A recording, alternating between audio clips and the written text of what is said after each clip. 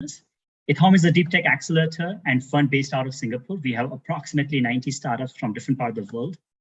Monitair is one of the startups that recently joined our program, and they are highly focused on improving indoor air quality and creating sustainability in the real estate space. And that's why we are hosting this fantastic panel today with a focus on real estate IAQ and sustainability with our fantastic panelists, Vivek, Gurpreet, and Pravin. Now, without further delay, I would request Edward to do a brief intro of Monitair, and then I would request our panelists to do an introduction of themselves, and then we'll get into the panel discussion. Edward, please go ahead. Thank you, Pankaj, for having us, Monitair, in the call. So my name is Edward Shi. I am a sales director at Monitair Solutions, in charge of the Asia Pacific region. So our company specializes in end-to-end air quality treatment and monitoring solutions. So we offer a comprehensive indoor air quality solution for different applications.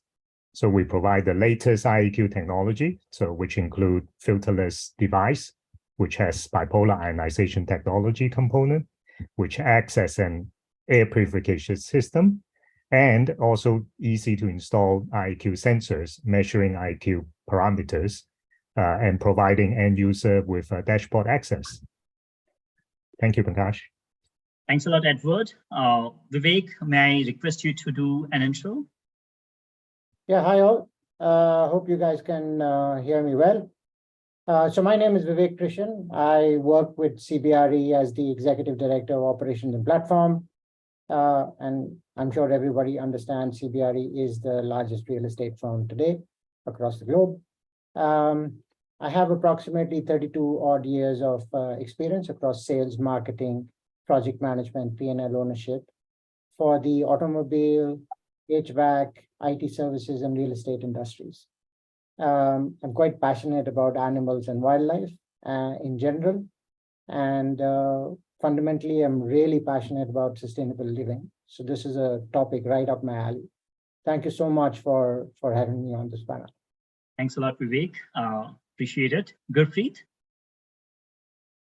Good morning, everyone, or good afternoon, wherever you are.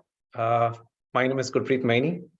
I am a real estate professional with over 25 years of experience. Recently, I was working with the World Bank Group in Washington, D.C. as an expert consultant, supporting them on their corporate real estate, facility management, sustainability, and energy aspects.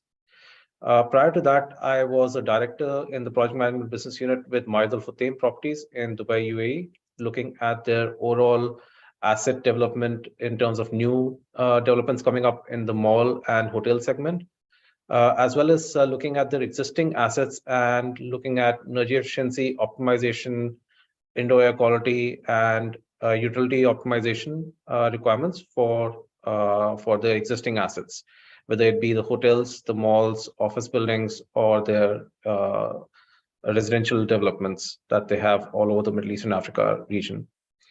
I am a certified project director, a project management professional, a lead accredited professional, a certified energy manager, and hold various other certifications in this field. It's a great pleasure to meet you all and be part of this panel. Thank you for inviting me. Thanks a lot, Gurpreet. Now I would request Edward to start with the questions that he got. Okay, thank you. And thank you, gentlemen. So today's session, we have a few questions which we have specialists here in the panel, which we can get some insights for our audience. So the first question, I guess maybe Vivek can help us. The first question is, what are the most painful challenges that you think real estate sustainability leaders are concerned about? Interesting question. So I think three key areas are where there are our real estate, sustainability leaders have challenges. The first is, I think we all need to understand sustainability is not just another program that needs to be implemented, right? It's a fundamental mindset change and needs to be incorporated actually in the culture and DNA of the organization. it really starts bringing the value or the desired effect or positive impact on the company, whether it's on the reputation or the bottom line or profitability or employee satisfaction or all of that. So fundamentally, the first thing that comes to my mind is it's not another program to be implemented. It is a mindset and culture change. The second is that while many companies across the globe, and now this is increasing, is that these companies have signed their climate pledges, right? They've made a commitment on the climate pledge. However, I think, and I'm sure this is an evolution, but I think we now need to get to a level of clear, sustainable business strategy needs to be defined by the organizations. While they have committed to a climate pledge, but it's important to bring in a clear business strategy behind it. So what is the operating model? What are the financials? What are the go-to-market? Where do we bring in segmentation, client interactions, supply chain, procurement policies? The whole piece needs to come together to be able to hit that milestone or that commitment or climate pledge that companies have had. And that is a very important aspect. So we really need to make it real now, apart from the pledge. So that's number two. And number three, I think the ecosystem. Now, while one company may do all things right, but one company is just one company, right? And without that, without the ecosystem moving along, it just doesn't catch up. And therefore, when I say ecosystem, we've got the suppliers, we've got the clients, the manufacturers, all teams related or, coming together that work around the real estate, or even to that matter, outside real estate, need to come together on the sustainability topic. So this needs to be discussed in industry bodies, in associations, and, mind share has to happen so that everybody is aligned and are taking concrete steps to move forward. So to me, these are the three key areas in terms of challenges. As of today, it's an evolving journey. So I guess this will increase or decrease. I don't know what's coming in the future, but definitely.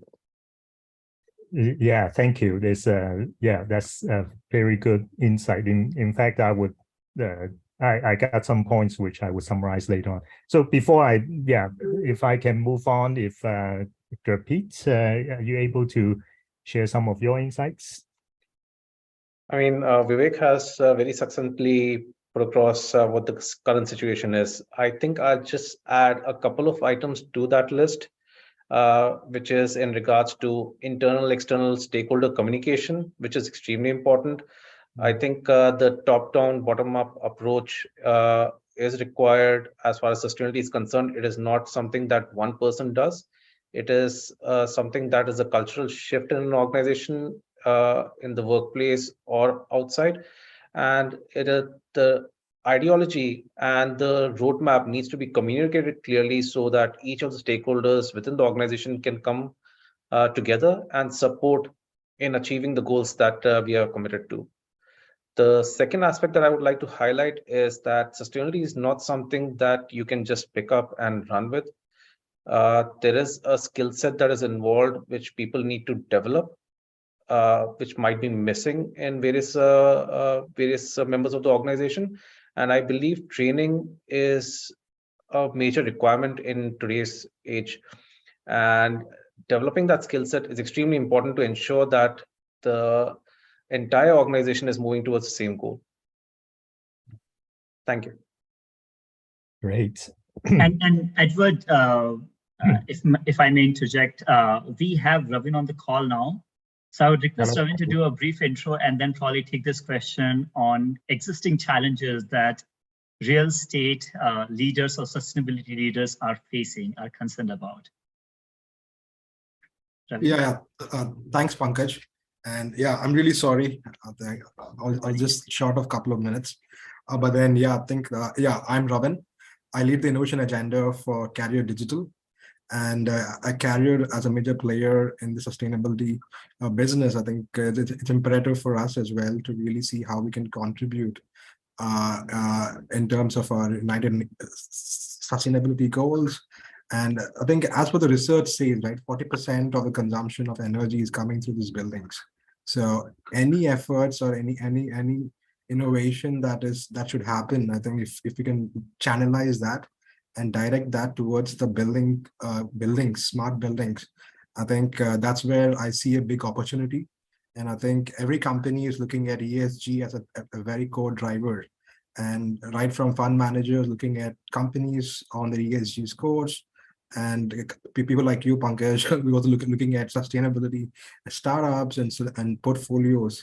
I think this trend will continue to grow, and we are living in a place where energy usage will continue to grow, and we need to be more smarter and be more efficient in how we do things. So I think with that in mind, at least the two challenges, maybe to just add on to the other panel members. So one thing is, I think we are seeing increased devices or penetration of devices inside these buildings. So that's another opportunity which we see that some devices, they don't talk in the same protocols. So a fire alarm will talk to a different protocol, and HVAC, BMS will talk to a different protocol. So it's good in the future if we have one standard protocols for all the M2M devices. That could be an interesting way forward. And the second way forward is, I think, I know there's a lot of work being done on collecting these carbon emissions, but I think there's still a lot of gap in terms of how do you make it more streamlined, how do you quantify it. I think that's where I think few of the sustainability managers whom I spoke with did mention that, okay, I can just say 1 gigaton savings, but then is it actually a savings or is it just a forecasted number? I think those are some areas which I think that still needs to develop, and I think as an industry that will evolve as we go forward. Thanks. Thank you, Ravin. For this question, I think it kind of recalls my past life as an enterprise software solutions sales, which we need to implement projects. And I think what Vivek talked about, the mindset, and also same as Gurpreet talked about how the top management really need to distill the strategy and also explain the roadmap for people to actually carry out this whole session. So yeah, so sustainability, I would think, is going to be facing the same challenges that all people need to buy in from bottom up side as well. So if I can, the second question that we have for the panel, perhaps this time for Gurpreet. So what are the innovations and new solutions in the real estate space which you are excited about? Thanks, Edward. I mean, there are quite a few innovations and new solutions that we've been looking at over the last few years, especially during COVID, which have made a huge impact in the market. I would identify big data and analytics, virtual and augmented reality, Internet of Things, AI and machine learning, blockchain and asset tokenization, as well as digital twins as some very innovative solutions that are being implemented in the real estate segment today. They're having a huge impact on the way you deal with the development of these real estate developments, looking at the sales aspect of it, looking at energy optimization, facility management, asset management, and asset trading for that matter, with the blockchain coming into the picture. These are pretty interesting innovations and new solutions that we are looking at in the market today. Great, thank you. And shall we have also Ravin to add on any kind of insights? Yeah, I think Gurpreet covered a lot, most of it, to be honest. Yeah, I think especially areas like digital twins, I think that's going to be a big area of interest, because I think not only we want to make sure that the devices inside the building are connected and the data is flowing in, but the customers or the building owners would definitely want to see, in the event of a fire, okay, which floor the fire is actually happening. So that data can be relayed back to the emergency team, and we can also use the occupancy data inside these buildings to also assess, okay, on floor number 10, South Wing, we have 10 people that are stuck. So instead of relying on traditional people counting access control data, I think now we have more efficient way of collecting data, that mix of both analytics as well as sensors to get put together can be the next big thing, is what my view. And of course, I think companies like, air purification is a big area. I think with the increasing levels of pollution and a lot of work that's been happening, I think not only we want to make sure that the workplaces or buildings are smart, but we also want to make sure that the quality of life that is offered to the residents is also quite high in the long term. Not only speaking from carrier standpoint, but I think in general, I think we all want to have pure air around this. So I think it's also these two things is the two areas which I strongly believe will accelerate in coming years. I see. Okay, thank you. And with Vivek, I understand you have vast experience back in the software side for the last 20 years plus in the Asia Pacific side, and especially I see you're passionate on the data and analytics side. So for this type of new and upcoming technology, which are the ones that you feel is most interesting to you? So I would spin it a bit differently. The first is, incorporation of wellness in the design of a space. That is now a science. Earlier, we used to think, okay, so just get some air purification, or just get some, purifiers in the system, and think we have done a great job. But now the whole design of the workspace, for example, whether we are in a hybrid mode or whether we are in a collaboration mode, what is the air purification, what is the number of air changes that have to happen, all of that, the whole wellness component has become a science. And to me, that is brilliant innovation. That's first. Second, research on sustainable materials. This has increased multifold. So we can't just go back and say, okay, so we can pour a bunch of concrete and start, or make a wall of material that we'll have to chunk or throw into landscape if we have to change, right? So that whole sustainable material aspect the research has really increased multifold. And that to me is the future. And the third is, of course, digitization, as just mentioned. But I would like to take everyone to, for example, to me, a carbon calculator for a space, for a building, for the real estate industry should be to the level of what we can, we walk from point A to point B and we know how many calories we burnt, right? And it's on our wrist for all that matter. My point is, can we get to a carbon calculator? I know it's evolution, there's lots of companies doing this, but can we build a carbon calculator that is so simple for the project managers, for the occupiers, for the real estate landlords, that they can pinpoint what is my carbon footprint at any one point of time? It's like continuous stream of there's any change in the system, number of people coming in, going out, my energy consumption, and it's just there. And you can actually monitor it during the day. That to me is super innovation. And it's coming, it's not far away. There's so many companies who are trying to build a carbon calculator, but still need some amount of evolution. Yeah, thank you. I think we talked about the innovations. There are so many solution subsets that is happening. I think one of the point which all of you also mentioned is about the real-time data analytics side, which we need all these data to be ready to be able to action upon. So that brings me to the next question.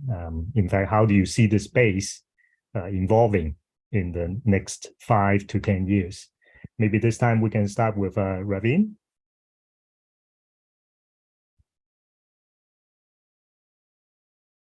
Yeah, I think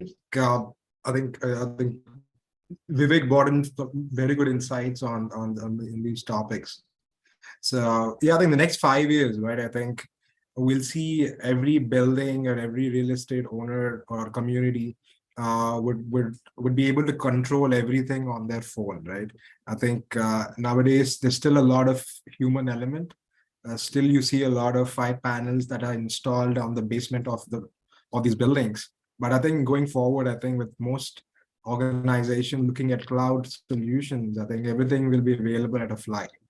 And not only that, they'll have a digital twin of the building available on their phone, so that it's easy to track the AQI data or the purity data, or what kind of optimal temperatures we need to maintain inside, how much is sensory count, how many people are inside the building, which areas are more densely populated.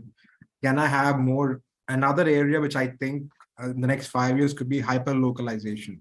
So I think we are seeing a lot of demand from companies saying that, okay, can I offer hyper level cooling for specific parts of a building? So I think I still remember when I went to the UK maybe 8 years back to one of my client's office. So they gave me an app which I can install, and I can even set my own temperature in that space. So it's just a very hardly maybe a 60 square feet area, and they're able to give such level of localization experience for the employee in that building. So and the funny part is the controls are very weak at that point. So I can even control, let's say, Pankaj's meeting room's temperature. So it's not safe there, but I think we'll see a lot of evolution there. So you need to have a very strong cybersecurity governance that will come in once we have connecting all these devices into the cloud. And then hyperlocalization is one area, and the air purification, of course. I think that's a constant evolution. I think we have seen the evolution of HEPA filters coming in, but then I think you'll see the next HEPA plus or HEPA upgrades that will give us more efficient. Company like Monitair, I think you're working in the same direction. So I think that's definitely a lot of interest for smart consumers as well as for companies in this space as well to look forward. Thank you, Ravin. And for Gurpreet, I understand you've been helping quite a lot of developers with the design and the implementation and the project management, and also after services maintenance side. So how do you feel this space will evolve in the upcoming future?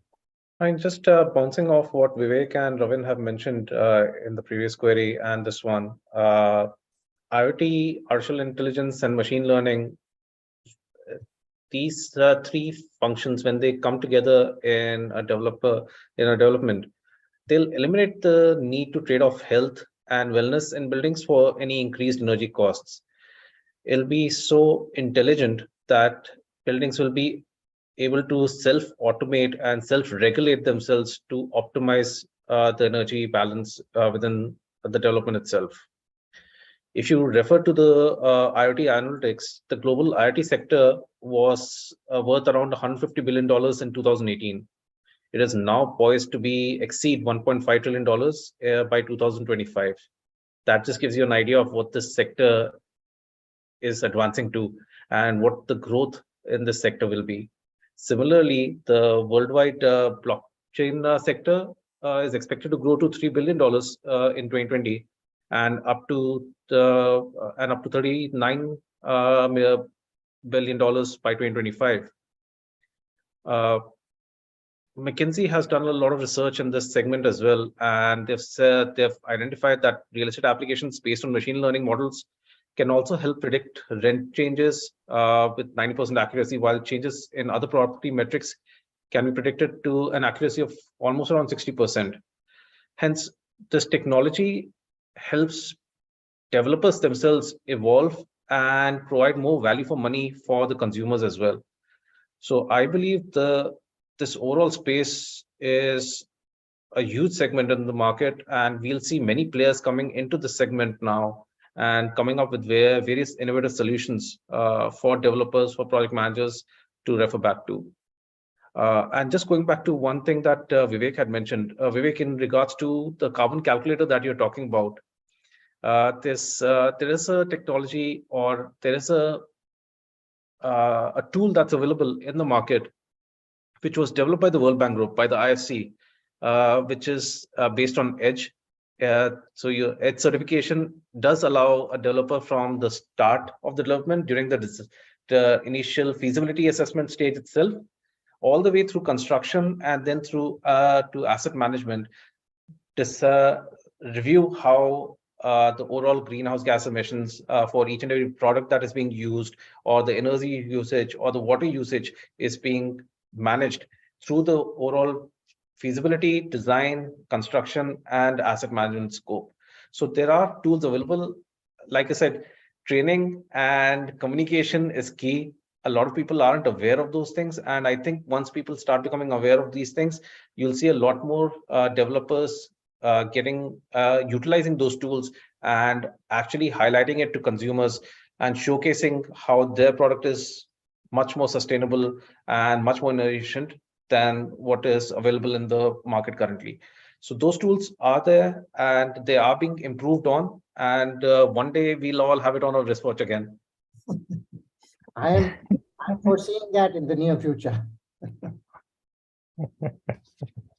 Thank you. So anything for Vivek that you can add to this subject?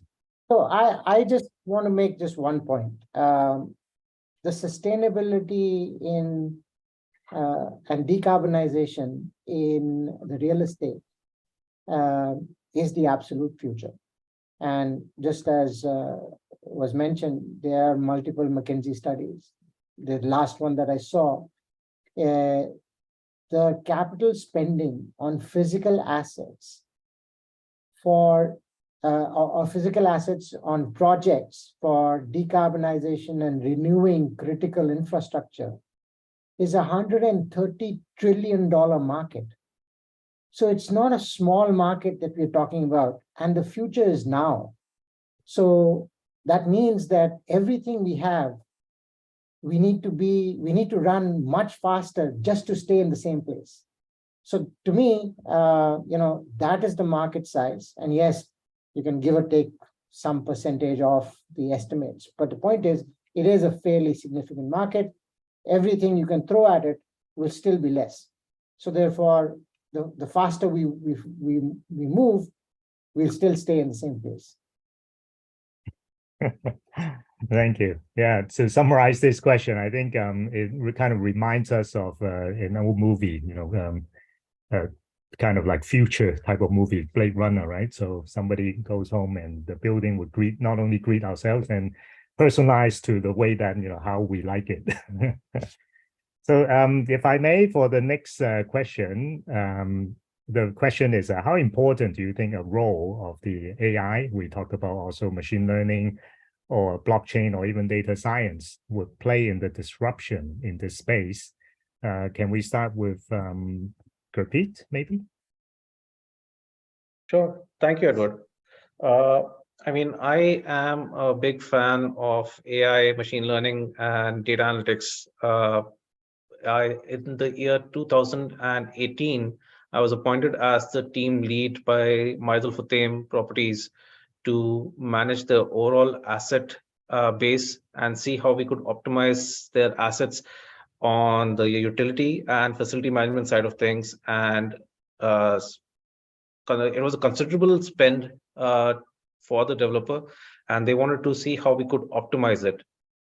For a cost of almost 1.2 billion dirhams per annum across their various assets across the Middle East and Africa region, we were able to identify initiators within each of those assets to a tune of to an implementation cost of approximately 97 million dirhams, and were able to achieve a 10% reduction in energy consumption within a year.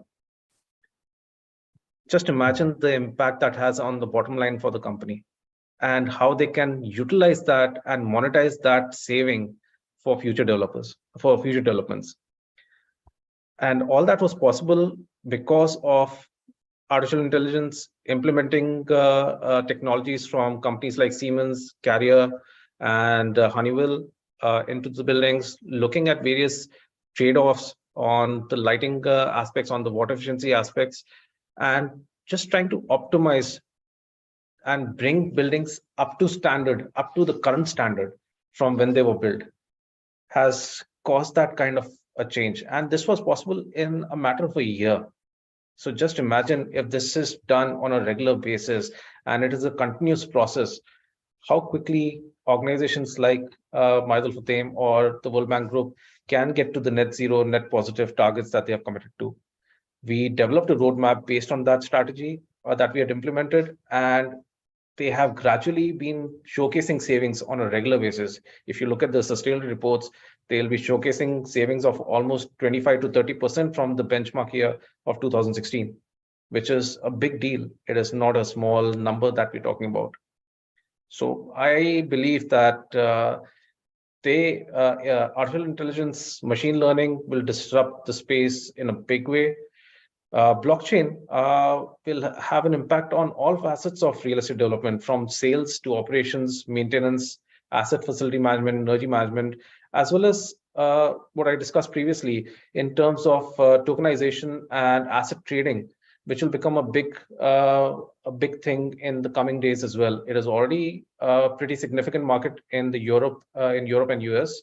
I think it'll be a big market in Southeast Asia and the Middle East, Africa region pretty soon as well. All right, great, thank you. And if I may ask, Vivek, in the property management space, is there any kind of implementation, where like to find out of these AI or machine learnings? I think, like how we all say, right? What you cannot measure, you cannot control. So we talked about IoT devices. We talked about connectedness of these IoT devices to be able to provide dashboards to the teams, to the relevant leaders in the industry, to the engineers. So in my view, while it has been put very clearly, in my just 2 cents on this would be AI, ML, blockchain, data science will absolutely transform how we look at real estate and how we work with real estate. There's no question about it. And more importantly, it will help the work that is being done by engineers, by plumbers, by electricians, by designers, architects. That's where the real benefit will come. You're building a new, you're setting up a new, you're doing an interior fit out, for example. What designs need to come in? All that will come through data analytics, artificial intelligence. So no question there. That is the future. Great, thank you. And for Ravin, is there anything from the equipment manufacturer side have been doing research or any kind of product design using this technology? Yeah, I think a large portion of our strategy is to get these devices connected.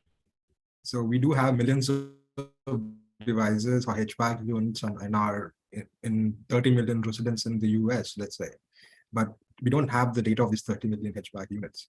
So I think that is our strategy, is to enable these connectivities first and use AI engine on top of it to predict when I should change my filter.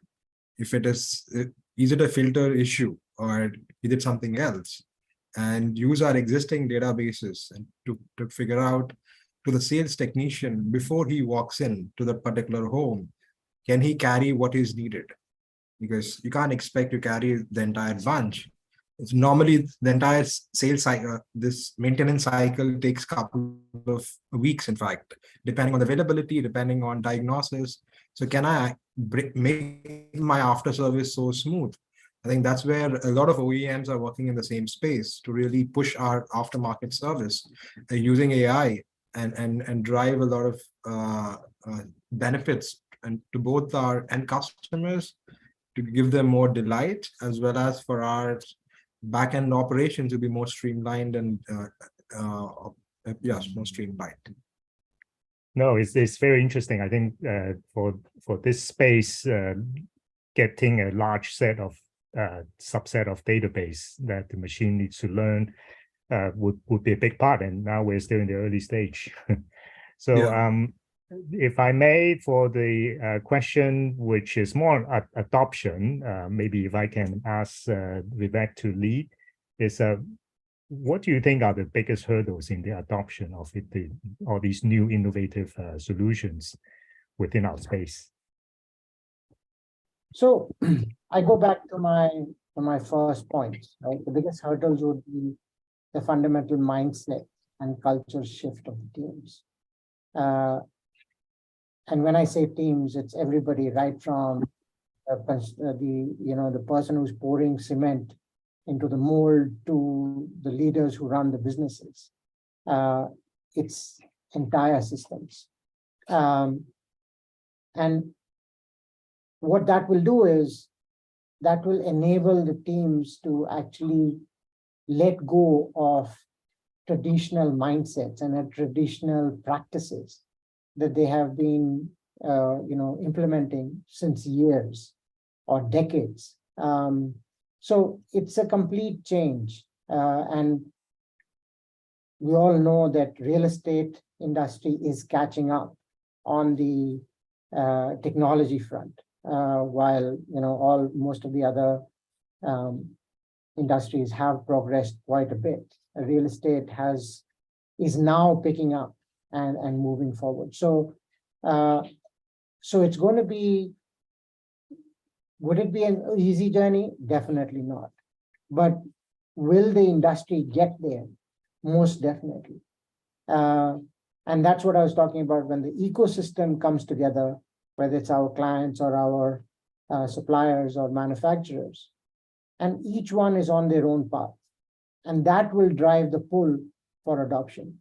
And yes, we'll have issues on the way, but I don't think any issue cannot be overcome.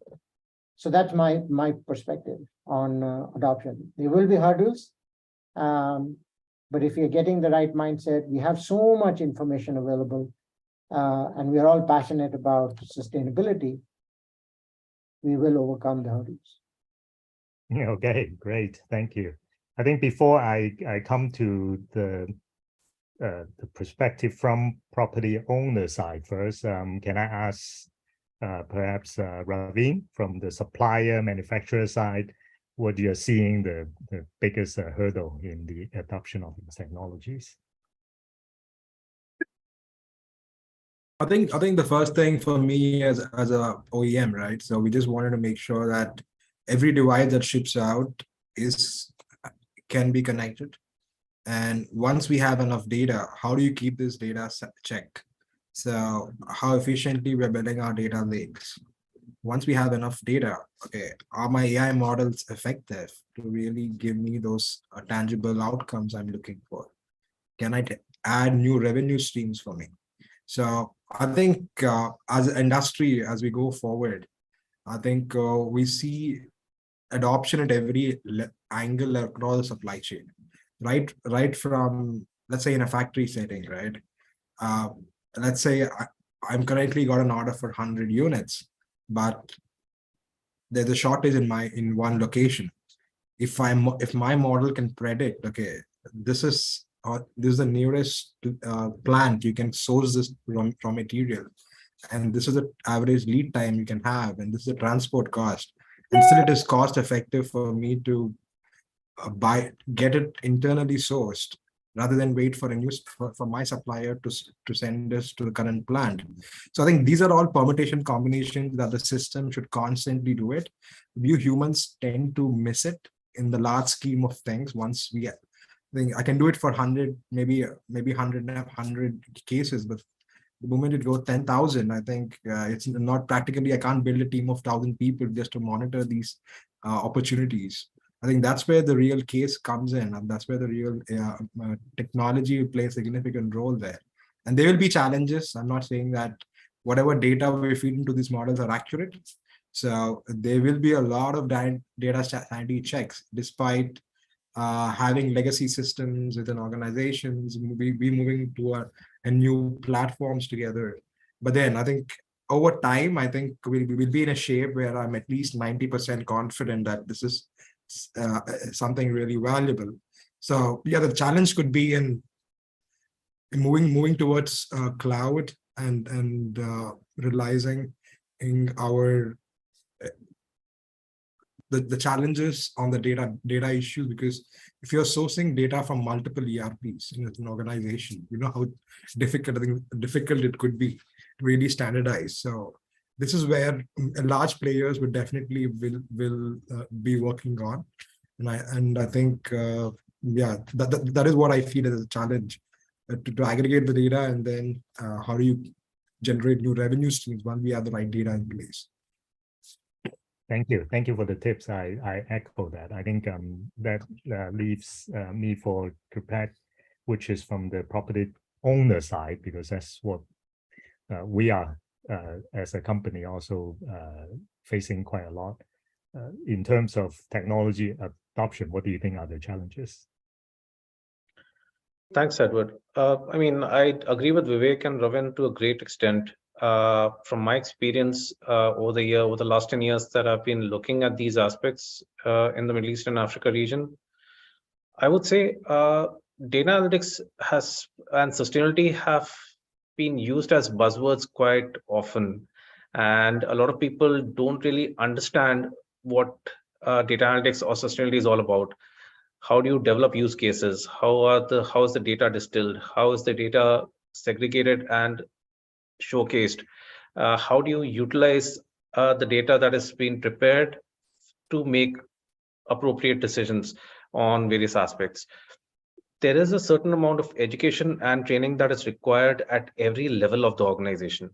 And unless that is implemented, it becomes very difficult for the mindset or cultural shift to happen. And there have been organizations around the world that have been very successful at doing it in an effective manner. They've put in appropriate strategy. They've put in appropriate training programs for their employees. They've put in a roadmap and given clear communication about what the way forward is, which makes it easier. I will not say that it is an easy transition, but it still makes life easier for people to understand where is the organization coming from, what is the perspective that they're coming from, how can we lend into that perspective and support the organization in achieving their goals and commitments. So I believe training, coordination between the various departments in an organization and the data analytics team is critical, because the data analytics team is someone who does not understand the intricacies of the day-to-day operations or day-to-day design requirements, etc. They need support. They need a technical support to understand the data that they're distilling. How is that to be utilized? What are the use cases that are to be created? And how can they be effectively utilized for optimization? So that's my take on that. Thank you, Gurpreet, and thank you so much. And I think that also wraps up the panel session. For myself, you know, I've learned a great deal from the leaders of the panel. Really appreciate it. I think maybe also some insight for our audience as well. The word sustainability is not such a scary kind of unheard of or how to implement type of subject. I think, yeah, as you can see, the industry leaders from asset management, from equipment supplier, manufacturer side, from the developer side, have been putting in a lot of innovative solutions in all these times. So it's not something that it hasn't started. And also same for us, as in Monitair, which we would explain a little bit about on what we do on the sustainability side. So thank you so much again, you know, for all your time. I guess I'll pass it back to Pankaj. Fantastic, Edward. Really appreciate asking all these interesting questions. And thanks to Gurpreet, Vivek, and Ravin for the fantastic insights. I completely agree with the point that many times sustainability just becomes a buzzword, right? Or word to attract investment, word to attract attention, media attention, and so on and so forth for some organizations. And startups are culprit of doing that. Big organizations are culprit of doing that. And I think one thing that I have realized is if there are marketing communication team, marcom team, or PR team having that sustainability title, it means that it is very much a PR activity, and there are no real efforts going on in achieving that sustainability. So I think we have to look very closely. But yes, there are obviously organizations, startups, as well as big corporates who are putting a lot of efforts in achieving the sustainability, whether it is the carbon dashboards or energy efficiency dashboards, or utilizing digital twin technologies to have that right kind of view on the carbon consumption and things of that nature. I think there are a bunch of good organizations doing that work. Now, moving on to the next part of the event, we would love to get some brutal, honest feedback from our panelists on Monitair solution, right? And this is the piece that I really absolutely love, because most of the time startups are not able to get an honest feedback from the VCs or customers. And if you are not getting a brutal, honest feedback, then obviously you can't learn and improve. And that's why these kind of sessions are fantastic, because founders are able to learn, improve, and then grow. So please be completely honest with your feedback, no hesitation. And if end of the session, if Edward starts crying, don't worry about it. We'll send some chocolates for him. So don't worry about that. But yeah, Edward, please go ahead, start sharing your screen, do a quick 5-minute presentation, and then we'll take it from there. Sure. Okay. I hope everyone can see the Yes. deck. All right. So thank you so much. So as I've explained, Monitair, we are using bipolar ionization technology to also build up a solution which would have information about air quality for our clients as well. And one of our vision is really to be able to use some of these data and to be able to improve the quality indoor for our users. So a little bit of a background of what we do. So we're founded for the last 3 years, just coincidence with the COVID.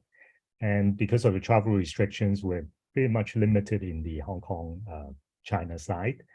The kind of customers that we work with would be from the property developers, portfolios such as commercial buildings, retail space, hotels, residential.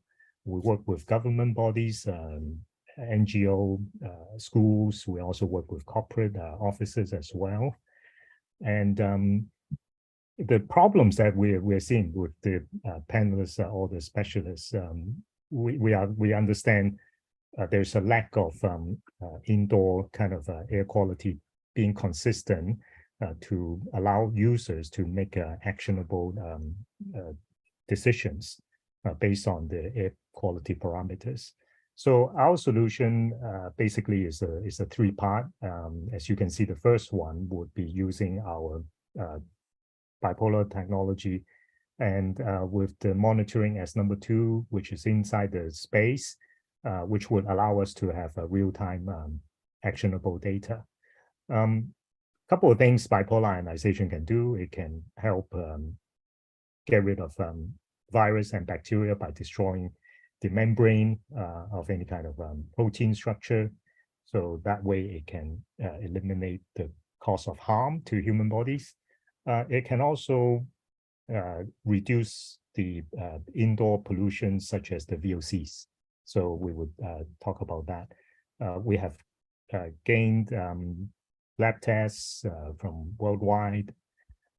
Some of the applications we started off all the way. It can be from the IAQ side at the supply air duct upstream. The devices can fit in quite comfortably all the way to the downstream to supplement the ions in the occupying space. So that is our objective. So maybe something more visual that what we are doing. So as we mentioned, the first step we like to monitor. So we set up sensors, we get the data, do the analytics, and we would install the treatment device. And based on that, improvement on particulate matter reduction or TVOC reduction, or even in some cases, even well consultants ask us to do projects to get the well certification to attain certain standards. So this is the kind of methodology that we use. And probably most of you are familiar with the bipolar ionization. It is something that you may have come across more of a tube type or the brush type.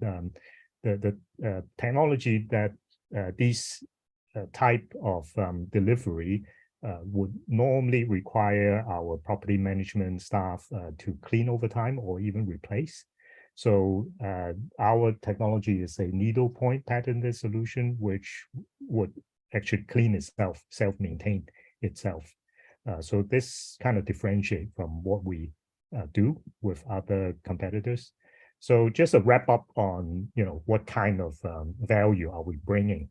I think on a couple of fronts for any kind of indoor space and improve the hygiene environment. That would also, the next one, more on the maintenance side, as we explained, is more of a self-maintain solution. So it really helps facility managers to have a peace of mind. They don't need to do too much, but at the same time, they can still see the quality of the air. If we target to improve both staff and visitors' wellness. So during the whole entire journey of the experience, whether they are visiting a premises or any kind. So Pankaj, I understand my 5 minutes is up. I have some reference projects. If I may, I can just share. Okay, because since we are talking about wellness, we want to share with you these devices have been put in Hong Kong. There's an ambulance. We have very comfortably put into indoor in the cabin space to protect both the staff, driver, and also the patient. We talked about sustainability here in this subject. We have helped property owners in achieving the Sustainable Development Goals, the SDG goals, in the areas of health and safety and community investment. This is a case where they have renovated a canteen space, which holds about 150 staff, security, cleaning people, and also property management people. And then in order to avoid any kind of cross-contamination while eating or changing clothes, so we install the devices in a matter of 2 weeks, and they are able to achieve the KPI for the ESG side. As I explained earlier, we have helped achieving buildings, achieving well standards, both in the operation on the air quality and also on the air, the thermal comfort. And in fact, there's one more, which is on the innovation side. So we have installed in hotels, which help increase spend for, and also customers, guests safety, reduce sick leave. We are very much populated now in different type of venues, because elevators, lifts were not really considered too much of a space where we can deploy quite a lot of sanitization techniques. So this device is quite small and be able to fit in nicely. We mentioned about the IAQ installation. So these are the more of a larger devices we install upstream to help maintain the hygiene for the whole area of space, including fresh air side as well, the PAUs. Government buildings from design all the way to retrofit type of fit outs. It is literally invisible after it is installed. And then there are actually more applications that we are also exploring in terms of, like, for example, in the agricultural side. Tomatoes, especially the surface, is quite easy be damaged by like fungal kind of wounds. And with the bipolar ionization on in the lab, we found out it can actually extend the shelf life of 2 weeks. So it also helps with post-harvest kind of agricultural products. So yes, so this wraps up what I do a little bit over time, but thank you. Okay, let's see what kind of questions you are going to get from the panelist. Vivek, Gurpreet. So that was really good. The question comes to my mind is, so while we are looking at possible pathogens removal, what about odors? Does the system kind of neutralize odors? And odors not necessarily are pathogen related or things like that, right? They just smell odors that come or that happen. So does the system, resolve that piece also? Yes, the solution, the technology, in fact, help reduce the VOCs of various kinds. The VOCs, in particular, the ones that we are more familiar with, would be after the office renovation, some of the materials, it will emit formaldehyde as one form. In toilets, it would be ammonia, NH3. And also for waste collection centers, the sewage type, it has the H2S and SO2 smell. So all of these the technology can handle. And at the same time, I must say that this is the technology which is safe to coexist with human beings while working. So because we understand some of the technology work also quite well in removing odor, for example, like ozone treatment. But it, with animals or humans nearby, it can cause nauseousness and sickness. Yes. Yes. Right. Okay, so the next question, so that's really good. So it takes care of most odors that happen. And I'm just thinking of applications like warehouses or industrial applications where there are going to be quite a lot of odors or not so much pathogens, but more gas fumes in the system that need to be managed for the wellness of the factory workers and things like that. So that's where it'll come really handy, and it's good that you guys are looking at it. The second question that comes to my mind is, are you also measuring? So while you can measure air quality through AQI numbers, so what are the metrics that you're using? So again, coming back to the odor one, if you've got H2S or SO2 odor or methane odor in the environment, do you have the system also measuring that? Or is just the AQI that you are providing back to the users? Yeah, very good areas that we actually treat. I think there are two parts of your question. One is on the application. Perhaps I can just add to that.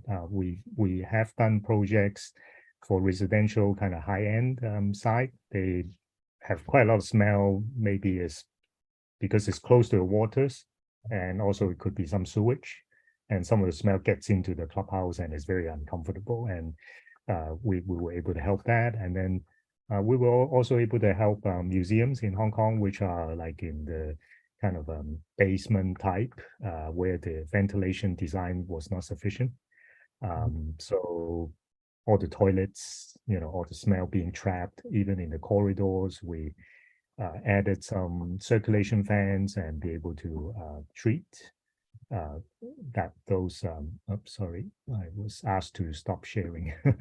Yeah, and then in terms of measuring the IAQ, that's a very good question, because we in fact wanted to demonstrate to our end users these IAQ parameters, and in fact we don't make sensors ourselves, so we are sensors agnostic. So currently we're working with a couple of partners.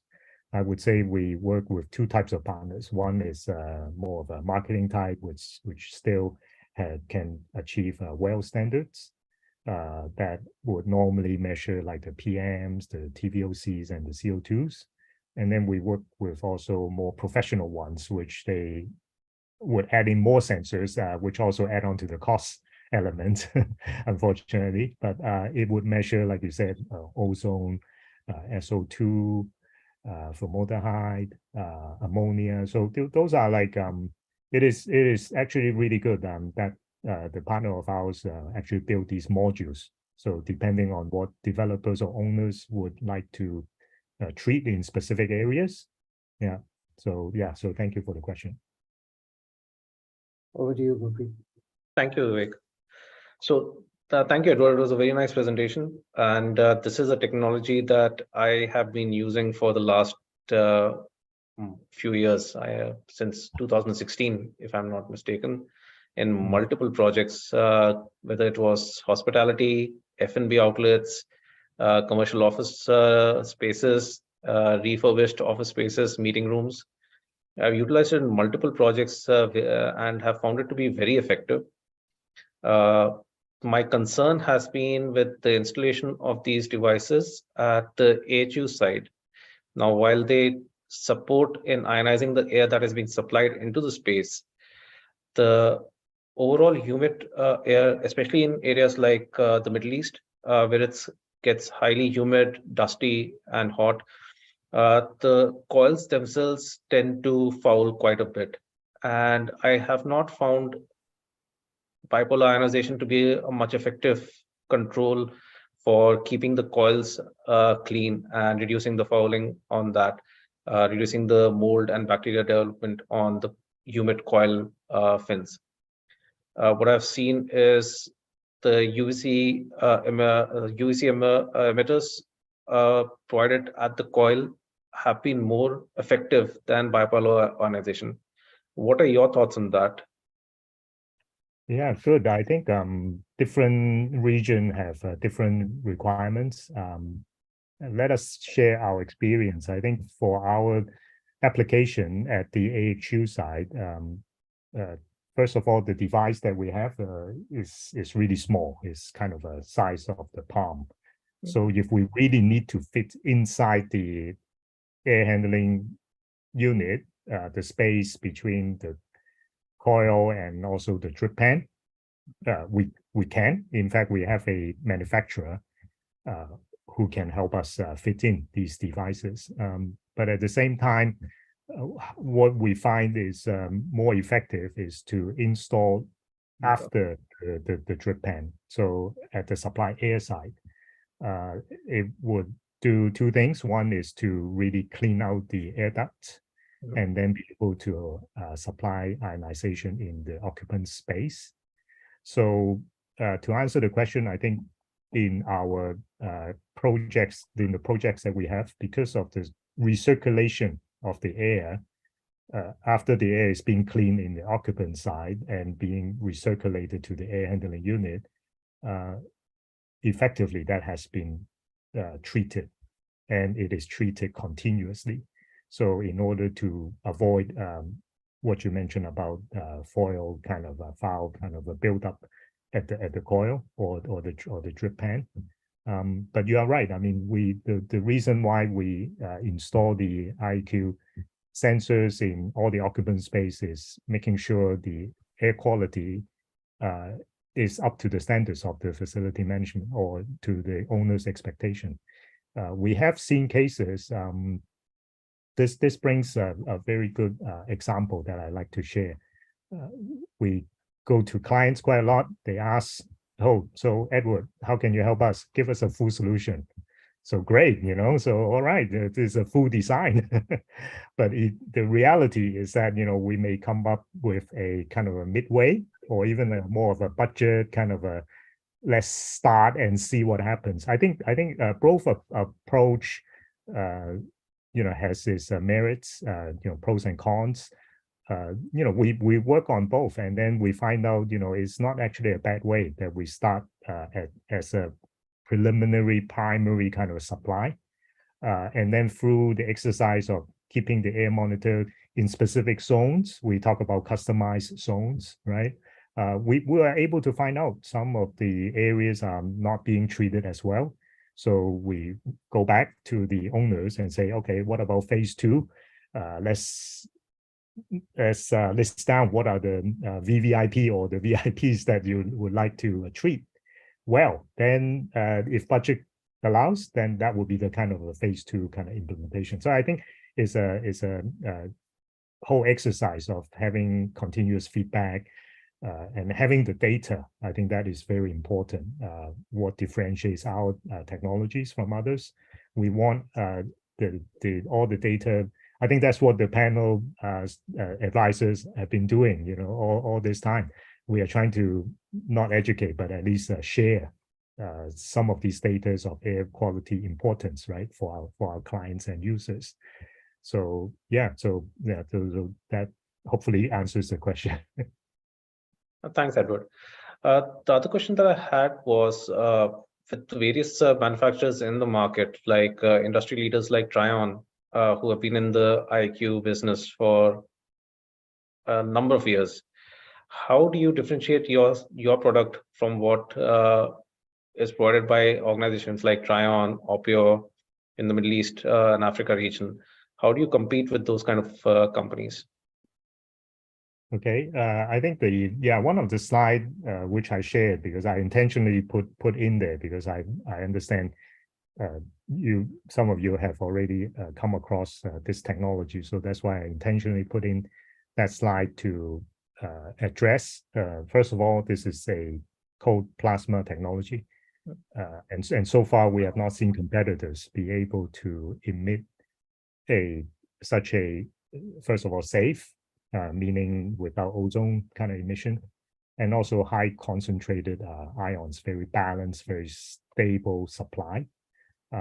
So that we haven't seen. That's number one. And then the second one, I think more importantly, is the needle point technology, because what bipolar ionization really has the disadvantage is it can, and you know, there's a number of technology that can emit ions, but it all depends on the kind of surface area it would require and the kind of electricity voltage, high voltage or not, right?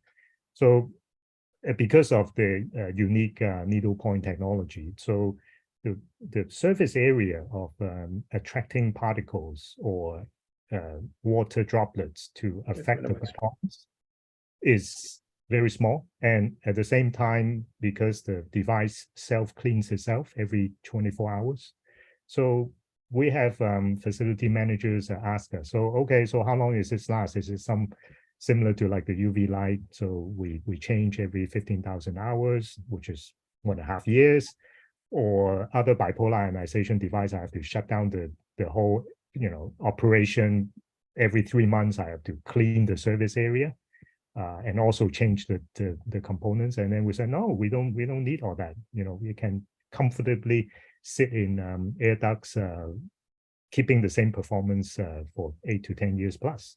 Yeah. So yeah, so from a sales perspective, it is not good for us because that means we have to repeat sales. But at least for the clients, I mean, it's something that they don't need to worry too much of the upcoming maintenance. Thank you, Edward. It seems that this is a install and forget kind of a device. Is that correct to understand? Sorry, is it Yeah, it seems to me that this is an install and forget kind of device. Install and forget. That brings up a good point, because we did mention something that we like our customers, no matter how small these days. Even the budget does not allow, we visit, we have clients like in schools, organization, they don't have a lot of big budget, but the technology, right, is amazing nowadays. These sensors that they can still connect to the cloud is not that expensive, and they can still afford it. And then we like them to monitor it, to see it.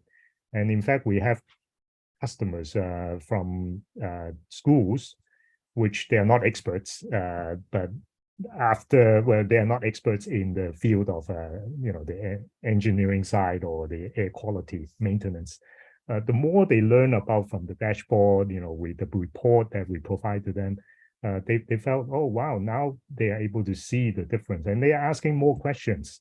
In fact, we are working with a manufacturer to do a solution which is on the CO2, smart CO2 removal.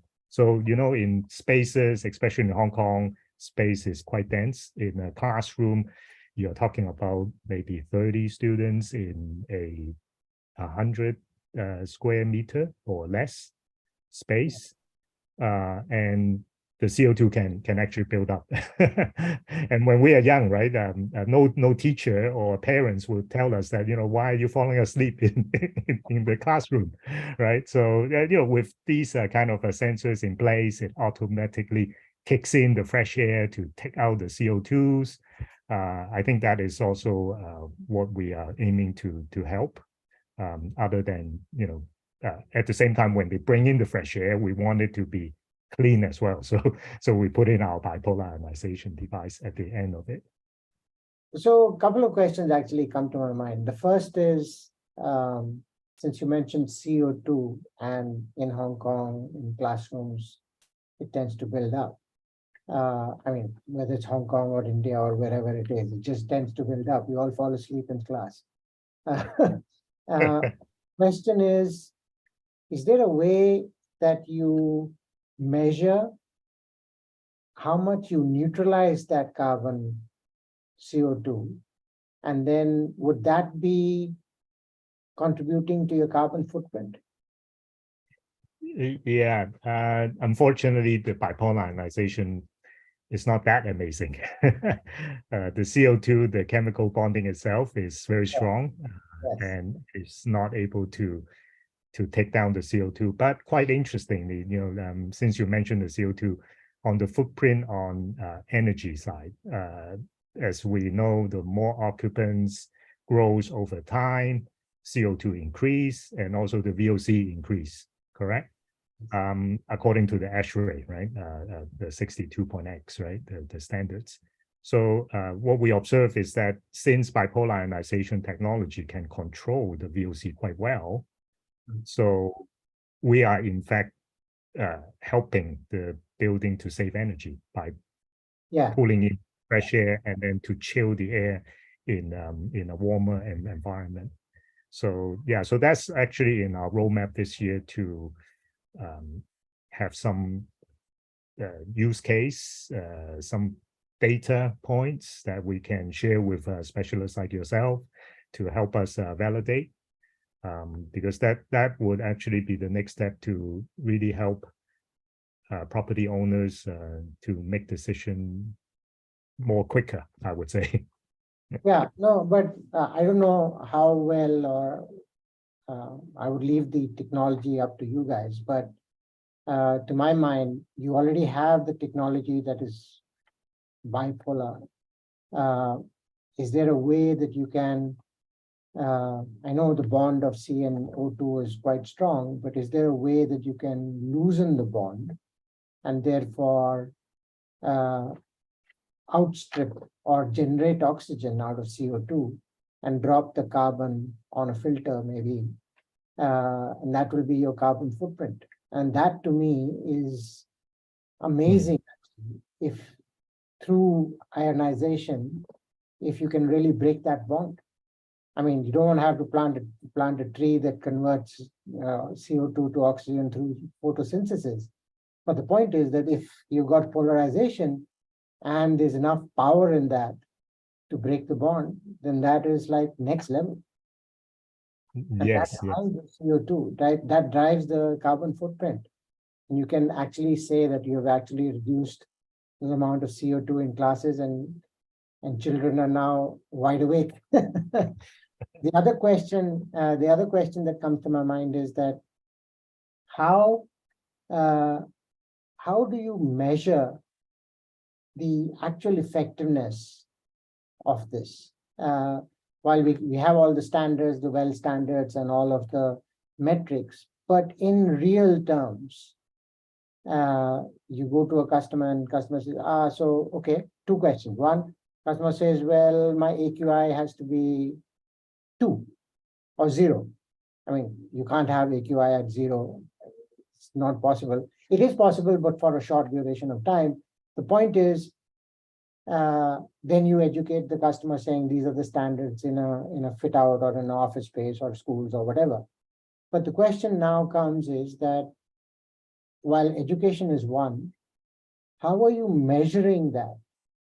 Measuring the real effectiveness of, better air quality in terms of number of people who have gone sick or number of influenza cases, or because in people terms. So one is on the metrics terms, right? We all know how to drive metrics. But in terms of people terms, have you done some studies saying when we install Monitair, our influenza level goes down by 100% or say 90% or whatever it is? Yeah, First of all, thanks for the advice. You gave us a homework item on the CO2, try to break the carbon. So we would, for sure, the research team can help look at that. We all want to help the environment, right? To help on that aspect. And in terms of the effectiveness, you mentioned about I think at the moment we are very much focused on the questions generated, which the first type of a gatekeeper, which you can imagine would be the engineering, the E&M, the HVAC consultants, right? They would ask us questions.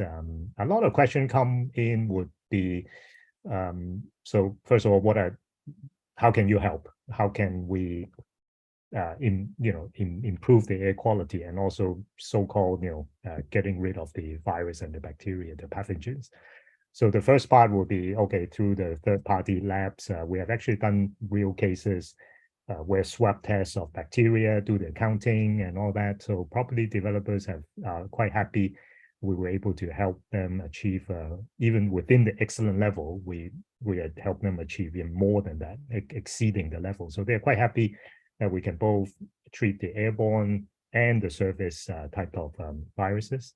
But back to the question of facility side, they would normally ask, and then we would say, because of bipolar ionization can help on the PM reduction and also the TVOC. So we have done quite a lot of trial studies with developers. In fact, yesterday we were just at a briefing at a hospital where we set it up in an elevator environment. We put our sensors in there. We turn off the machine for 2 weeks. We turn on the machine for 2 weeks. We tell them the difference. The difference on PM, we can reduce about 30%. In terms of TVOC, we can reduce 20%. And they would ask, oh, well, the PM naturally, right, bringing the fresh air can help dilute it. So what is this? So we show them, the non-operating hours, the ones that you do not have the bipolar ionization turn on. Normally, for example, the one slide I recall, it takes about 7 hours to reduce 80% of it, the PM. And then for, once our device is on, it takes about 1 hour to reduce 90%. So the amount of time is reduced. So in fact, that can be further studied. Which is it okay after the first hour, the environment is quite clean, can the fresh air introduction, or based on the CO2 level, the occupancy, can we turn down a little bit and then try to save some energy?